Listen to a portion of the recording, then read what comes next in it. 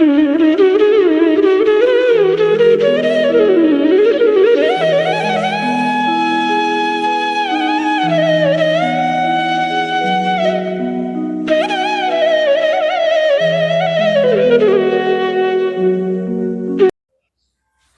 को हाथ जोड़कर प्रणाम।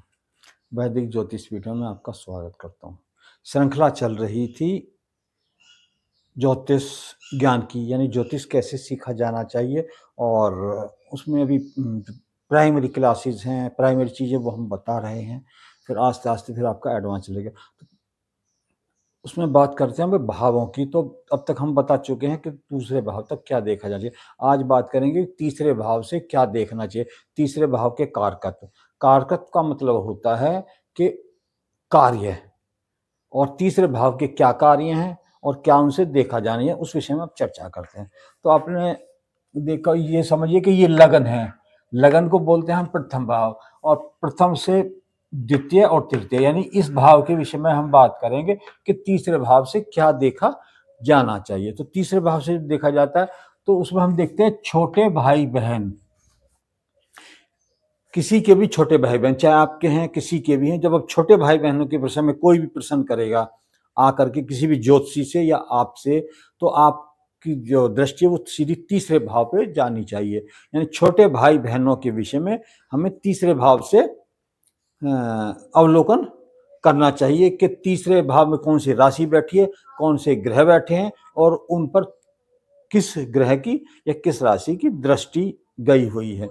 तो छोटे भाई बहनों के विषय में जब भी आपको प्रश्न होगा या देखना होगा तो आपने तीसरे भाव का अवलोकन करना चाहिए। उसके साथ साथ सहोदर या रिश्तेदार, पड़ोसी, यानी कि जो हम उम्र होते हैं, यानी आयु में हमसे छोटे हों या हमारी उम्र के हों। सहोदर का मतलब है चाहे वो पड़ोसी के हों, चाहे चाचा ताऊ के हों, या मामा के हों, फूफा के हों, जो साथ के हैं हम आपके या हमारे उम्र के हैं, वो भाई बहन या मित्र, ये सब देखने के लिए तीसरे भाव का अवलोकन किया जाता है। उसके साथ साथ जो कार्य करने वाले होते हैं, जो आपके साथ किसी भी कंपनी में काम कर रहे हैं, किसी कंपनी में काम कर रहे हैं, जो आपके कलीग्स हैं, जो आपके साथ काम कर रहे हैं, जो आपके समान पोस्टों पे हैं या आपसे नीची पोस्ट पर कार्य कर रहे हैं, उन सब के विषय में जानने के लिए, या उनके साथ आपका व्यवहार कैसा रहेगा, आपका व्यवहार उनके प्रति कैसा रहेगा, क्या चीज़ चल रही है, कौन आपके लिए लाभदायक है, कौन आपके लिए लाभदायक नहीं है।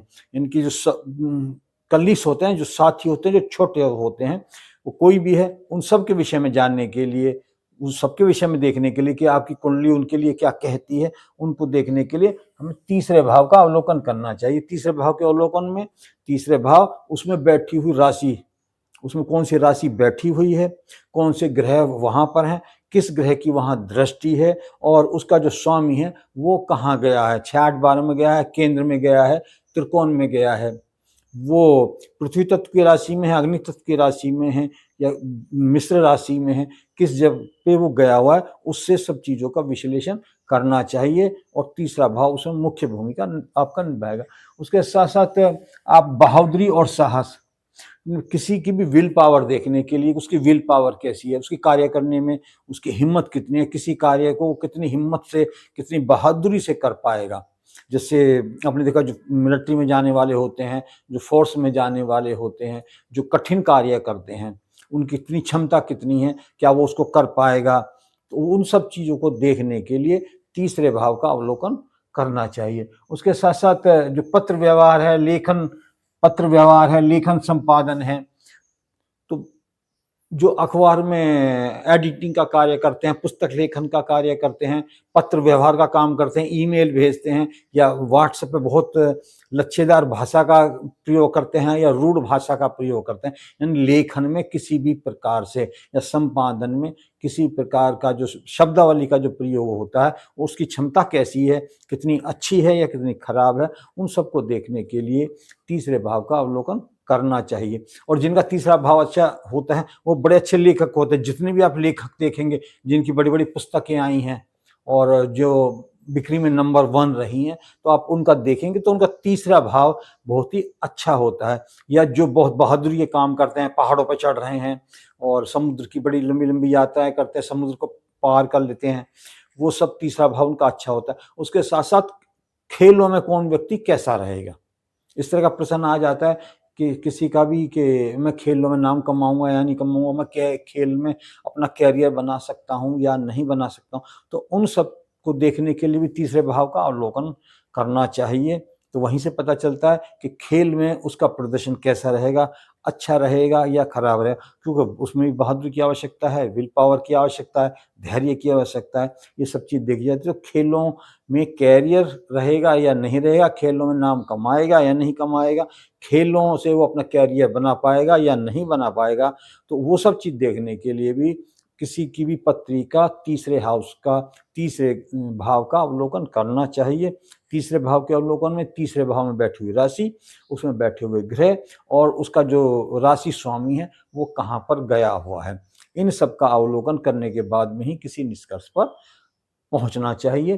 तो इनके लिए जो है आपको तीसरे भाव का अवलोकन करना चाहिए। उसके साथ साथ सीना, यानी कि जो छाती होती है, जो चेस्ट होती है, वो भी, उसका भी तीसरे भाव से ही देखा जाता है कि उसमें वो सही है, स्वस्थ रहेगा, छाती में कोई परेशानी तो नहीं रहेगी, कोई निशान तो नहीं है, कोई तिल तो नहीं। ये सब चीज़ देखने के लिए तीसरे भाव का। उसके साथ साथ आपका दायां कान और हाथ, जो सीधा कान होता है, उसको देखने के लिए भी तीसरे भाव का ही अवलोकन करना चाहिए। कई बार ऐसी पत्रियां आ जाती हैं कि जो जिनको कम सुनाई देता है या कान में खराबी आने की संभावना रहती है, या किसी भी तरीके से कान इफेक्टिव तो डिफेक्टिव तो नहीं है, उसमें कोई खराबी तो नहीं है, वो सब चीज़ देखने के लिए आपको तीसरे भाव का अवलोकन करना चाहिए। जैसे कई बार पत्री आ जाती है कि जी उसको सुनाई नहीं देता, तो तीसरे भाव का अवलोकन आप देख करके ये बता सकते हैं कि क्या उसके कान की वो बीमारी सही हो जाएगी, और अगर किसी का कान स्वस्थ है तो क्या उसको कोई कान में कोई बीमारी तो नहीं होगी। उसके लिए भी आपको तीसरे भाव को देखना चाहिए, उससे तीसरे भाव का अवलोकन करना चाहिए। माता पिता की मृत्यु भी तीसरे भाव से, और एक भोजन भी देखा जाता है। अब वैसे तो भोजन के विषय में मैंने बताया था कि दूसरे भाव से देखा जाता है, दूसरे भाव से सामान्य भोजन देखा जाता है कि किसका स्वाद कैसा है, किसी को बासी भोजन मिलेगा या उसको ताज़ा मिलेगा। कई आपने देखा होगा वो हमेशा ताज़ी बना बनाया भोजन ही ग्रहण करते हैं। कई ऐसे होते हैं बेचारों को बासी भोजन मिलता है, सुबह का शाम को मिलता है, दोपहर का फिर रात को मिलता है, और किसी को मीठा पसंद है और किसी को तीखा। लेकिन जब हम तीसरे भाव से करते हैं तो हम विशिष्ट भोजन की बात करते हैं। विशिष्ट का मतलब है जो खाने योग्य ना हो और जो मजबूरी में खाया जाए। यानी कि आप कहीं जंगल में फंस गए हैं, जैसे लड़ने वाले फौजी लोग या जो रिसर्चर होते हैं, जैसे पहाड़ पर कोई यात्रा करने वाले होते हैं, चढ़ाई करने वाले होते हैं, तो उनका साहस भी तीसरे भाव से देखा जाएगा। और कई बार जब भोजन नहीं मिलता है तो वो भोजन जो खाने योग्य ना हो, जिसको भक्षण नहीं किया ऐसा, और वो भोजन भी ग्रहण करना पड़ रहा है, अभक्ष्य भी हमें खाने पड़ रहे हैं, तो उसका जो अवलोकन किया जाता है, क्या वो उसके नसीब में है या नहीं है, क्या उसे वो कभी खाना पड़ेगा या नहीं पड़ेगा। उन सब चीज़ों के लिए आपको तीसरे भाव का अवलोकन करना चाहिए, तीसरे भाव को देखना चाहिए। तो जितनी बातें मैंने अभी आपको बताई हैं, वो सब चीज़ें देखने के लिए और उसका अवलोकन करने के लिए, इस तरह का कोई भी प्रश्न अगर आपके पास आता है तो आप सीधे तीसरे भाव का अवलोकन करें, उसकी राशि का अवलोकन करें, उसकी राशि कौन सी है उसमें, और वहाँ ग्रह कौन सा बैठा हुआ है, किस ग्रह की दृष्टि है, और उसका जो ग्रह वहाँ बैठे हैं वो कहाँ के स्वामी हैं, 6-8-12 के तो नहीं हैं, और जो वहाँ का स्वामी है कहीं वो 6-8-12 में तो नहीं गया। इन सब को देखने के बाद में उनका उच्च नीच देख लें, उनकी अवस्था देख लें, बाल अवस्था है, वृद्ध अवस्था है, युवा अवस्था है या दीप्त अवस्था है, वो सब चीज़ देख लें, और कौन सी दशा उनकी दशा महादशा चल रही है, क्या चल रहा है, वो सब चीज़ देखने के बाद में और पूरा मंथन करने के बाद में और अवलोकन करने के बाद में फिर आप किसी भी निष्कर्ष पर पहुंच सकते हैं। तो इन सब बातों को देखने के लिए जो भी बताई हैं मैंने, आपको तीसरे भाव का अवलोकन करना चाहिए, और ये सब बातें तीसरे भाव से देखी जाती हैं, ये इनके कारक हैं। आज जो मैंने बताया है वो आप समझ पाए होंगे, और अगर कोई चीज़ आपके समझ में नहीं है और कोई भी आपका प्रश्न है तो आप प्रश्न कमेंट्स बॉक्स में लिखते हैं, हम उसका उत्तर देने का प्रयास करेंगे। आज मैं अपनी वाणी को यहीं विराम देता हूँ। अब हम चौथे भाव के कारक लेके अगली वीडियो में फिर उपस्थित होंगे। तब तक के लिए जय हिंद, जय भारत।